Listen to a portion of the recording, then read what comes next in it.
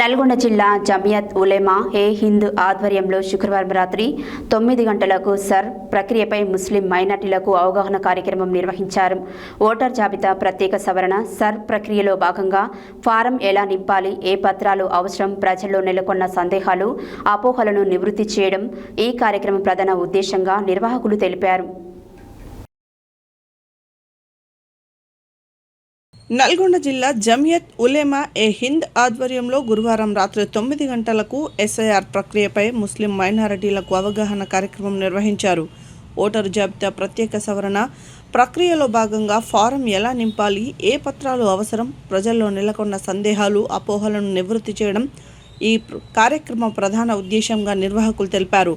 కార్యక్రమానికి జమియత్ ఉలెమా ఏ హింద్ నల్గొండ జిల్లా అధ్యక్షులు మౌలానా అబ్దుల్ బషీర్ సాహబ్ అధ్యక్షత వహించగా Nalgonda RDO Y Ashok Reddy, deputy mayor Mohammed Ashraf Ali, మాజీ నల్గొండ పట్టణ కాంగ్రెస్ అధ్యక్షుడు గుమ్మల మోహన్ రెడ్డి, డిప్యూటీ తహసీల్దార్ ఆజం ఖాన్, ఎంఆర్ఓ కొట్టపల్లి పరశురాం, నాజీర్ ఉల్ ఖుజా, ఖాజీ ఇక్రముల్లా తదితరులు పాల్గొన్నారు.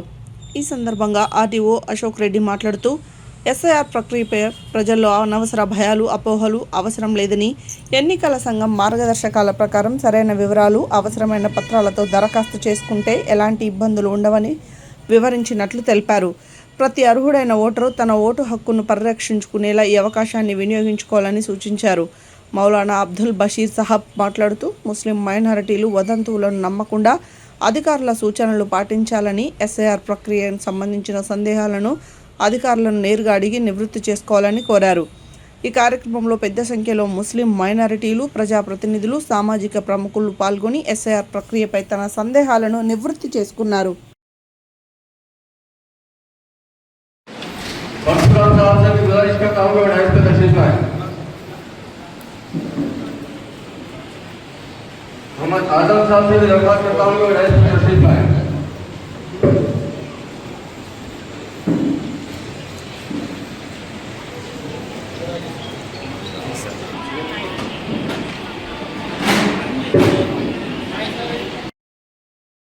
लगा हूँ इसी तरह से जगाने लगा हूँ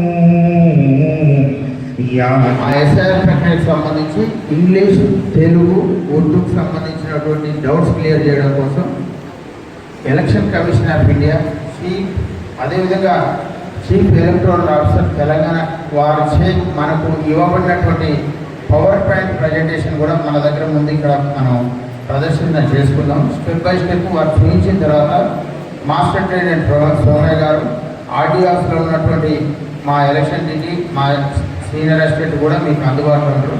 దీనికంటే ముందు మేము ఈ ప్రొటెక్షన్ చేసే ముందు మేము పిలవగానే వచ్చినటువంటి అతిథులను కూడా గౌరవించుకోవడం సభ మర్యాద కాబట్టి మన ఈ వేదిక మీద ఉన్నటువంటి పార్టీలకు అతీతంగా వచ్చినటువంటి మత పెద్దలకు, ఉభయ రాష్ట్రాలకు సంబంధించినటువంటి జనరల్ సెక్రటరీ గారికి, ముఖ్యంగా మా డిప్యూటీ మేయర్ గారికి, మా కార్పొరేటర్ గారులకు, మోహన్ రెడ్డి అన్న గారికి, అదేవిధంగా హాజీబాయికి, సమద్ బాయికి, వేదిక ముందు ఉన్నటువంటి ముస్లిం పెద్దలందరికీ, అదేవిధంగా నా సోదర సమానులందరికీ 1-2 సార్లు విజ్ఞాపించేది ఏంటంటే కొన్ని అపోహలు ఉన్నాయి.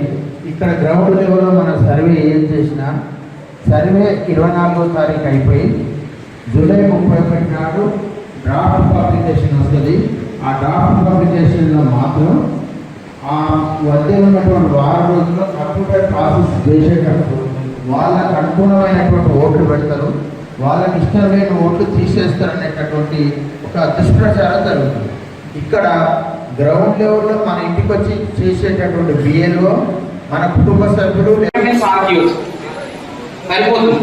లేదు నా ఐడి కార్డు ఏదైనా ఒకటి సాగియచ్చు. ఇది ఎప్పుడు ఎవరు ఒక్క డాక్యుమెంట్స్ ఒక్కటే ప్రొవైడ్ చేయవలసిన వాళ్ళు ఎవరు అంటే ఒకటి राष्ट्रवाद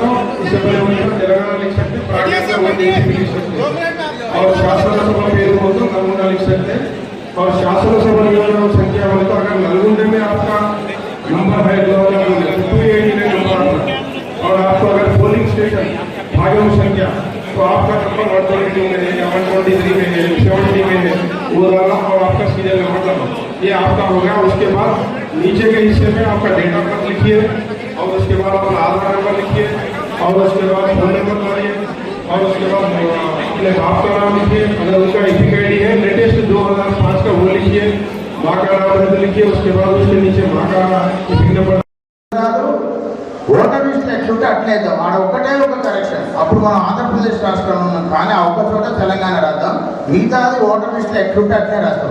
ఇప్పుడు మనకు వచ్చేది ఏదంటే, మనకు ఈ ఎన్యుమరేషన్ ఫామ్ లో పై వివరాలు ఉన్నాయి.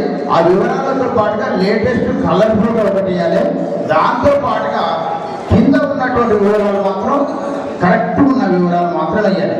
మరి ఈ రెండు అడగక 2002 వివరాలు, 87 కంటే ముందు పుట్టిన వాళ్ళే, 87 నుంచి 2004 మధ్యలో పుట్టిన వాళ్ళే, 2004 తర్వాత పుట్టిన వాళ్ళే ఎందుకు అడిగింది అనేది ఒక డౌట్ వస్తుంది. ఈ యక్ష ప్రశ్న చేసి ఓట్లు తీసేసింది అనేది మన మనసులో ఉంటుంది. కానీ మనం ఓటర్గా 2002లో ఉండి ఇప్పుడు కనుక వివరాలు రాస్తే మనకు మ్యాపింగ్ అయ్యి కనుక ఉంటే మనకు నోటీసు రాదు.